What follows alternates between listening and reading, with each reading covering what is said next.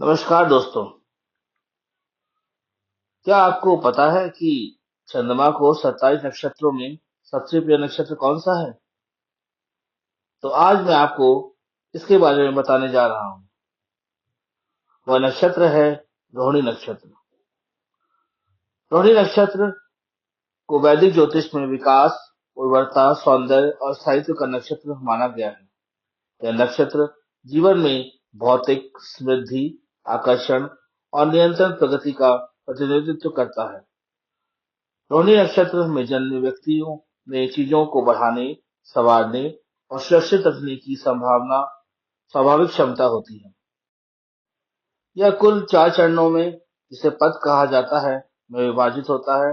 रोहिणी नक्षत्र को चंद्रमा का उच्च स्थान माना जाता है, इसलिए यह नक्षत्र अत्यंत शुभ और फलदायी प्रभाव देने वाला माना गया है। रोहिणी नक्षत्र का प्रतीक बैलगाड़ी या रथ है, जो जीवन में निरंतर गति, उर्वरता और विकास को दर्शाता है। इस नक्षत्र के देवता प्रजापति ब्रह्मा है, जो सृष्टि, सृजन और वृद्धि के प्रतीक माने जाते हैं। रोहिणी नक्षत्र का स्वामी ग्रह चंद्रमा है, जो मन, भावनाओं और संवेदनशीलता का प्रतिनिधित्व करता है। पृथ्वी तत्व और राजस गुण के कारण यह नक्षत्र भौतिक उपलब्धियों और व्यवहारिक जीवन से गहराई से जुड़ा होता है। पौराणिक कथाओं के अनुसार चंद्रदेव की 27 पत्नियां थीं, जिन्हें नक्षत्रों के रूप में जाना जाता है। इनमें से रोहिणी चंद्रदेव को सबसे अधिक प्रिय थी। चंद्रमा का रोहिणी के प्रति विशेष झुकाव देखकर अन्य नक्षत्रों ने अपने पिता दक्ष से शिकायत की। इस पर दक्ष प्रजापति ने चंद्रदेव को श्राप दिया, जिससे उनका तेज और सौंदर्य क्षीण हो गया। बाद में भगवान शिव की तपस्या और कृपा से चंद्रमा को आंशिक मुक्ति मिली। यह कथा सिखाती है कि अत्यधिक आसक्ति और पक्षपात जीवन में असंतुलन पैदा कर सकता है, चाहे वह प्रेम ही क्यों न हो। तो अब जानते हैं रोहिणी नक्षत्र में जन्मे लोगों के सामान्य गुण। रोहिणी नक्षत्र में जन्मे लोग सामान्यतः आकर्षण, व्यक्तित्व, शांत स्वभाव और व्यवहारिक सोच वाले होते हैं। ये लोग सुंदरता, आराम और गुणवत्ता को बहुत महत्व देते हैं। इनमें चीजों को धीरे धीरे लेकिन स्थायी रूप से विकसित करने की क्षमता होती है। ये आर्थिक सुरक्षा को जीवन का महत्वपूर्ण आधार मानते हैं और धन संचय में कुशल होते हैं। कभी कभी इनमें स्वामित्व भाव, जिद और अत्यधिक मोह प्रवृत्ति भी देखी जा सकती है। रोहिणी नक्षत्र के चारों पदों का अलग अलग विश्लेषण। प्रथम पद। प्रथम पद मेष नवमास में आता है। रोहिणी नक्षत्र के प्रथम पद में जन्मे व्यक्ति ऊर्जावान, आत्मविश्वासी और नेतृत्व क्षमता वाले होते हैं।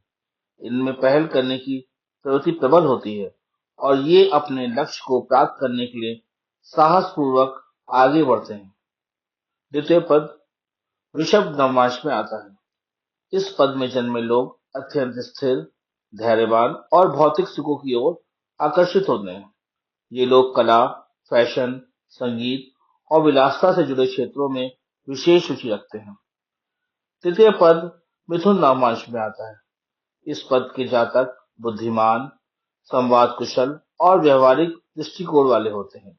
यह लोग एक साथ कई काम संभाल सकते हैं और विचारों को स्पष्ट रूप से व्यक्त करने में सक्षम होते हैं। चतुर्थ पद कर्क नवमास में आता है। रोहिणी नक्षत्र के चौथे पद में जन्मे व्यक्ति भावनात्मक, संवेदनशील और परिवार केंद्रित होते हैं। ये लोग अपने प्रियजनों की सुरक्षा और देखभाल को जीवन की प्राथमिकता मानते हैं। अब हम जानेंगे रोहिणी नक्षत्र से जुड़े कैरियर और प्रोफेशन। रोहिणी नक्षत्र के जातकों के लिए वे करियर अनुकूल होते हैं जिसमें स्थायित्व, सृजन और वृद्धि की संभावना हो। कृषि, डेयरी, रियल एस्टेट। रोहिणी नक्षत्र की चुनौतियां और कमजोरियां। रोहिणी नक्षत्र की प्रमुख कमजोरियों में अत्यधिक आसक्ति, जिद, भोग विलास और प्रवृत्ति और परिवर्तन को स्वीकार करने की आदत शामिल होती है। कभी कभी असुरक्षा की भावना इनके निर्णय को प्रभावित कर सकती है।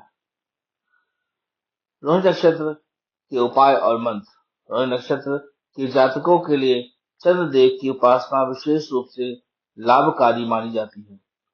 सोमवार के दिन दूध, चावल और सफेद वस्तुओं का दान करना शुभ होता है। ओम सोमाय नमः मंत्र का नियमित रूप से 108 बार जाप करने से मानसिक शांति और संतुलन प्राप्त होता है। प्रकृति के साथ जुड़ाव और संयमित जीवन शैली अपनाना भी लाभकारी होता है। रोहिणी नक्षत्र में जन्मे व्यक्ति स्थायित्व, समृद्धि और सौंदर्य का प्रतीक होते हैं। यदि वे मोह, जिद और भोग विलासिता पर नियंत्रण रखें, तो वे जीवन में दीर्घकालिक सफलता, सम्मान और संतोष प्राप्त कर सकते हैं।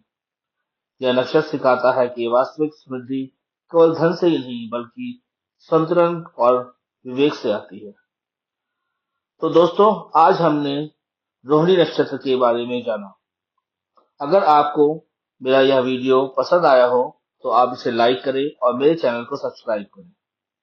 अगर आप अपनी व्यक्तिगत कुंडली मुझसे विश्लेषण करवाना चाहते हैं तो नीचे दिए हुए नंबर पर आप मुझसे संपर्क कर सकते हैं। धन्यवाद।